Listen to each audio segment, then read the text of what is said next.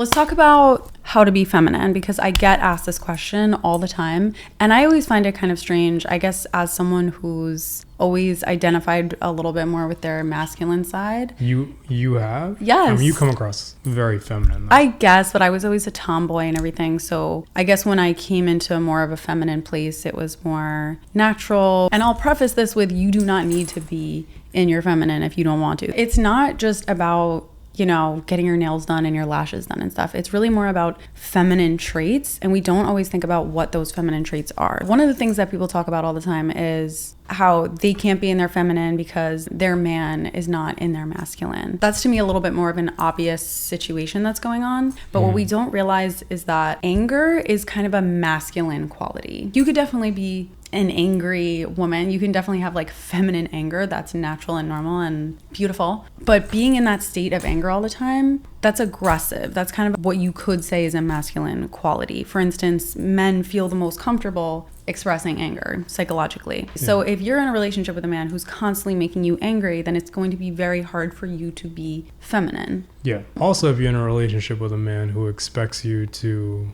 be feminine but also provide. It is much easier to be in your feminine when you aren't needing to provide, or at least when your relationship isn't in turmoil. It's definitely fine to be 50-50 with a guy and being happy with your work. I think it's a little bit different when you're constantly stressed from your job and also having to provide. One of the most feminine qualities is kindness. And if you are very resentful of your man, the people around you, or of your job, you're not going to be feeling very kind. You're not going to be wanting to do kind things for people. So if you want to develop that more kind feminine energy, then start with yourself. Because usually a lot of times we're not so kind to ourselves. And if you're feeling like it's very difficult to be kind to the people around you, then just start with yourself. Listen to the inner dialogue, listen to the things that you're telling yourself, and be very kind and nice, the way that, you know, a good mother would talk to their child, to their daughter. Yeah, as in, you know, talk to yourself in a nurturing way. Yeah. Speak to yourself in a kind way. Be nice to yourself. Don't say, oh, I'm fat. Oh, my hair looks terrible today. I hate my makeup.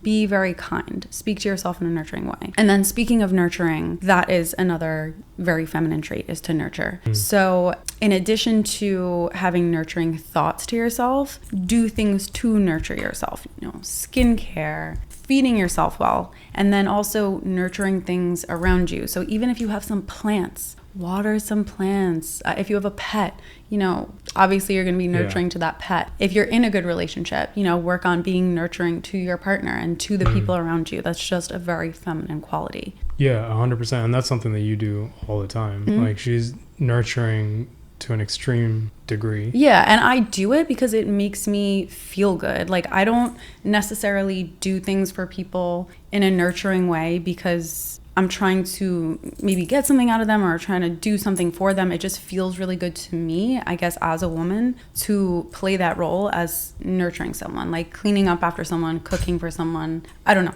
It makes me feel good as a woman. Yeah. I think it naturally, I mean, that's just a thing, right? You know, psychologically and statistically, women are more nurturing. If you're not feeling that way, it could be because you're not being nurturing to yourself. Absolutely. It could be because you don't have that dialed in. Absolutely. It could be that you're not nurturing to yourself, or it could be that you don't feel any nurture from anyone else, or you feel too much resentment to nurture other people. So always bring it into yourself first. And if you still feel like you don't want to do it for other people, then it really could be that you're just feeling like they're not worth your energy in that sense. Another thing about being feminine is being emotional. So if you are with someone who makes you feel like your emotions are not valid, it's going to block that feminine energy. You need to be able to feel your emotions. It is okay to be emotional as a woman, especially at certain times of the month. So don't feel bad. Let yourself feel these emotions. Women do enjoy drama.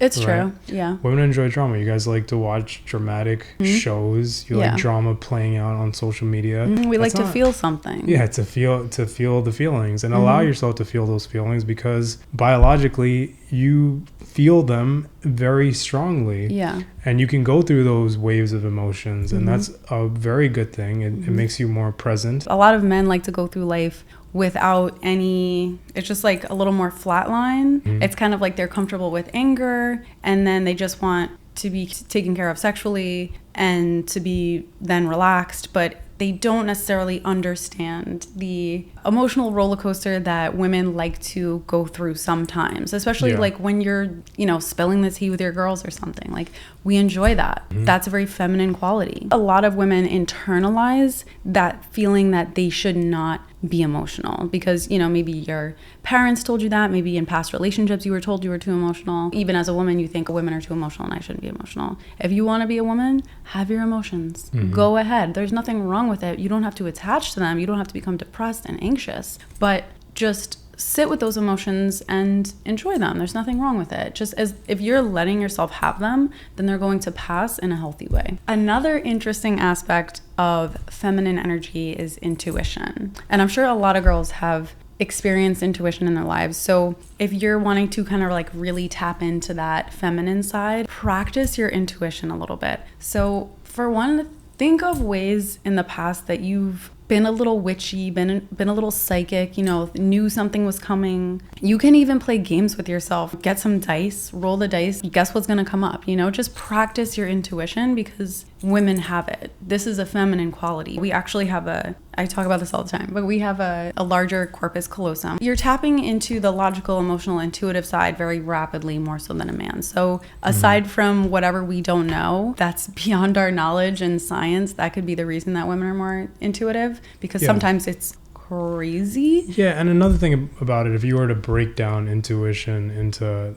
what we understand with science, it's just recollection, right? You've done something enough times, or you've experienced something, so you have that gut feeling towards it. But that gut feeling, which they kind of broke it down in this one book, is based on your recollection of emotional events. So women just collect emotional events way more than men. Right, that's true. Higher way, you're able to access it way more. So if a person, you'll remember very much even someone acting slightly different, and you'll associate that even whether or not you remember with an event that's happened, and you'll be able to sense, this person is acting slightly different. Yeah, it's probably because of this, and you'll just get that gut feeling without even thinking about it. And you'll probably be right because of intuition. And I had a dream the other night that there was a spider in my English muffin, and then the next day there was a spider in my teapot. So that's true. You were close. I don't eat English muffins. It's a breakfast. Tea and English muffins as both breakfast, though. I think it's a great thing to practice. I think that's one thing that is just a super feminine quality. I don't think men have it to that degree. Maybe they have that gut instinct when it comes to business related matters and more logical things, because even that book talked about the intuition of men, and they were talking about men that were able to pick stocks intuitively. Interesting. You know what I mean? Nothing to the point of I saw this in a dream, and they weren't able to break it down, but women have many times seen things in dreams. And it's so often. It's really insane. The amount of comments that I've seen from girls saying that they had a dream that this happened, and it happened. And it's happened to me so much. And it's not to say, like I said, masculinity in females, and there's femininity in men. So men could even watch this and say, hey, I want to tap more into my feminine side because I think men really should be tapping into their feminine side. Yeah. That would be very beneficial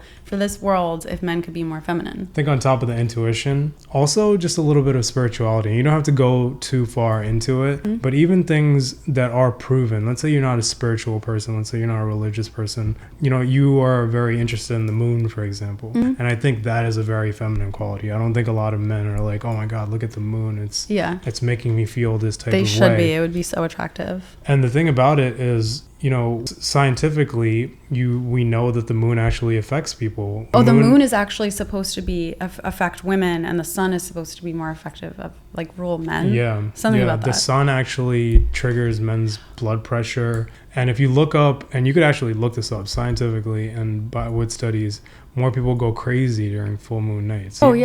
Studied publications, so it's not so out there. And I think that is a very feminine thing. And horoscopes. Horoscopes. But that also brings me to my next point, which is submissiveness. And I don't mean being submissive to a man. I mean, fine. That's totally fine if you want to take it to that level. But I just mean in general, a submissive quality can be seen as more feminine. If you're constantly in a place where you're trying to control everything that happens in your life, you're not being submissive, you're trying to be controlling, and in the end, you don't have that control. You're constantly in a state of resistance. You're not in a flow state. Wherever you are in life right now, just seeing the part of that you love, and also realizing that it's for a reason, it's going to bring you somewhere that you need to be, being submissive to reality, to the moment that's happening, to your life, as opposed to constantly trying to, what some people say is be a man in the world, being controlling. Yeah, being controlling and also fighting with the reality, because fighting with the reality is what creates tension and it doesn't allow you to flow. If you can think about every time that you've gotten mad about something that's out of your control, that's you fighting with reality. That's you trying to enforce this will on what is true and real. It's not working. You're hitting a block, so you get angry. Anytime you feel frustrated in any little situation, even if it's like you can't find the keys and you need to leave, just be submissive to that and be like, this is the reality of my situation right now. This is okay. I accept it. And it's going to bring you back to that feminine energy. A large part of it, going back to that feminine energy, is moving away from the logical mind, which is very masculine to be an ultra logical person. With men, what you see all the time is they want to grow and they want to get better. So they start reading things like 48 Laws of Power or something, very Machiavellian concepts. We have the energy to fight. If you see little boys and girls playing, like the boys are just hitting each other. You know, they're all just and the girls are like playing house. Not to get too much into, gender roles or anything like that, but when we're talking about, we're not even talking about gender roles. We're just talking about masculine and feminine energy. Yeah. They're using logic and kind of aggression to get what they want, as opposed to using manifestation, which I think is a much more feminine way to go about it. So you're being submissive in the sense that you're coming from a place of appreciation, but when you're manifesting, it's more of putting that energy out there, being in that state of how it would feel once you have this. Once you have all those feminine qualities flowing, the things like, hair and nails and makeup, that's just gonna kind of come in more naturally. You're gonna find yourself gravitating more towards that. Not that you have to, but if you're the type of person that feels uncomfortable with that, just experiment, watch videos. Like, girls aren't just naturally good at this stuff. They look up how to do it. Like, you're on YouTube, like, go look up some makeup videos after you watch all of mine. Look up different hairstyles and realize that you don't have to be fully feminine. I think part of being feminine is also having those masculine qualities. So if you feel like you are very masculine, that's good. You're going to be even more of a woman. To me, the most mature, powerful women have that masculine duality. If you want us to talk more about it, let me know. Leave a comment. If you have other topics that you want us to talk about, I have so many more to cover, but I love getting more. So leave a comment, hit the like, hit the subscribe. See you soon. See you soon. Thank you guys.